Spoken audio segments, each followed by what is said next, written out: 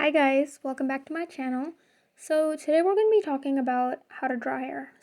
If you notice at the beginning of this video, I lost a little bit of the footage, which is why I'm already so far into the drawing. I didn't realize the camera wasn't recording, so sorry about that, but I think I can still explain to you how to draw hair. One, so you need to be able to build your layers, and you want to sketch in the direction that the hair is going in. So first of all, you'll obviously want to have an accurate sketch. The proportions need to be correct, and definitely use a reference because that will let you know where the darkest values and the lightest values are going to be, and it's going to make it easier to render the drawing. Alright, so as you can see, the way I'm sketching is I'm using my pencil to go to shade each strand within the direction that each part of the hair is going in. I can't just start shading in random parts in every which direction, but because that's gonna be impossible, and I'll never finish the drawing if I do that. But I can give the illusion of it. So if I do that, then it'll make it look like actual hair. It'll make it look real. So yes, always keep in mind to make sure that each line, each shade is going in the direction of the hair, the curvature of the way it's bending, basically.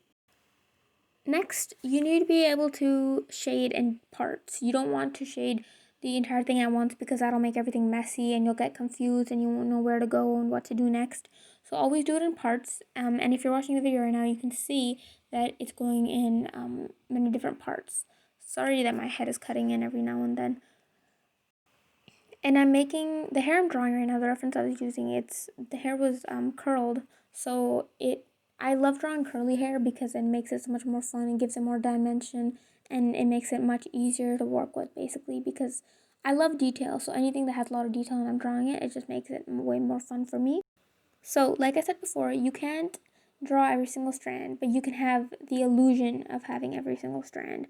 And that is how, again, like, shading, building your layers, and then going back after you add the highlights. See, I'm using a white Sakura Jelly Roll pen a lot in this drawing, and sorry for the lighting switch now. Anyways, the white Sakura Jelly Roll pen, and it's super, super bright, so I always have to go back and make sure I'm, what's it called, like shading over the lines I make with the Sakura Jelly Roll pen so that it doesn't seem too bright or else it's going to seem fake almost. And you can also see that even though I'm shading the hair in parts, I'm still making sure that there's flyaway strands that are going in different directions because that will also make it look way more realistic because obviously hair isn't perfect. It's going to go everywhere. And when I finish the drawing, you guys will see how it's sort of, how there's lots of flyaways and they're thin, they're thick, like they match basically.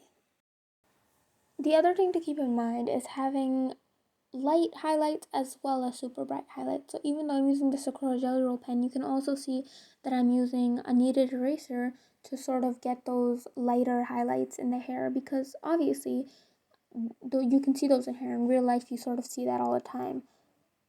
I'm also constantly going back in and using a 5B pencil to get the darkest parts of the hair intact. And then that contrast, again, like I emphasize in almost every single video I make, contrast is really, really important and you gotta be able to draw that in. Right now, as you can see, I'm working on the curls at the bottom of the hair. They were really, really, really fun to draw in, and I loved doing all that detail and stuff and all those flyaways and everything. As you can see, I'm going around the head right now and adding little flyaways everywhere, which is important. Make sure to do that. Next, it's important to visualize the flow of the hair to be able to imagine the way it's going in so that you can shade in that direction. And I know I was talking about this a little bit earlier, but as you can see, each strand that I'm doing, it's always going in a certain direction. To draw hair and try and cross shade it, now that would look really terrible because that wouldn't look like hair at all. Like, you might be able to use that for skin, but like trying to use that for hair, it just doesn't work. There's a certain way that hair has to be drawn. And again, this is where that whole reference thing comes in, because if you're not able to visualize the flow, the way that the hair is going, then you want to have a reference, because when you're a beginner and you're trying to draw hair, that's what you want to do, you know? I know this looks complex, but you can see that I'm breaking it down into separate, small, simple parts that I'm working in. It makes it a lot less, well, it's still tedious, but it makes it a lot less intimidating because it's like a smaller drawing within a larger drawing that you're working on. and it makes it much more fun to work with because then you aren't scared to start working on it basically.